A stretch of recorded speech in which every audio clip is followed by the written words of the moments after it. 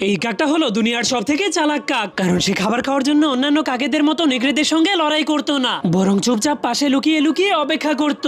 আর যখনই নেকড়ে খাবার শেষ করে সেখান থেকে চলে যেত, তখনই কাকটা তার ফেলে রাখা মাংসের উপরে গিয়ে সবার প্রথমে একটা মরিচ খেয়ে নিত, যাতে করে মাংস আরো বেশি টেস্টি লাগে। কিন্তু একদিন কাকটা যখনই প্রতিদিনের মতো মাংস খাওয়ার জন্য লুকিয়েছিল, তখনই নেকড়েটা তাকে দেখে ফেললে কাকটা জলদি করে পাথরের পিছনে লুকিয়ে যায়। এরপর নেকড়েটা তার খাওয়া শেষ করে চলে গেলে কাকটা আবারও তার ফেলে রাখা খাবারগুলো খাওয়ার জন্য যেতে শুরু করে দেয়। কিন্তু এরপর যখনই নেকড়েটা আরেকটা শিকারের পিছু করছিল, তখনই হঠাৎ করে পাহাড়ের উপর থেকে অনেক বড় একটা গাছ ভেঙে নেকড়েটার উপরে পড়ে যায়। এই জন্য নেকড়েটা নিজের পুরো শক্তি খাটানোর পরেও সেখান থেকে বের হতে পারছিল না, যার কারণে সে হাড় মেনে নিয়ে চুপচাপ যখনই মৃত্যুর জন্য অপেক্ষা করছিল, তখনই সেখানে সেই কাকটা চলে আসে। এরপর সে ক্ষুধার্ত নেকড়েটার পেটের ডাক শুনতে পেরে তাকে খাওয়ানোর জন্য একটা পোকা নিয়ে আসে। কিন্তু নেকড়েটা সেই পোকা খেতে না চাইলে কাকটা তার জন্য একটা ফল নিয়ে আসে, কিন্তু নেকড়েটা সেটাকেও খেতে চায়নি। এই জন্য কাকটা এক সপ্তাহ ধরে নিজের খাওয়া দাওয়া বন্ধ করে দিয়ে নেকড়েটার জন্য বিভিন্ন ধরনের খাবার আনতে থাকে। কিন্তু তবুও নেকড়েটা কিছুই খেতে না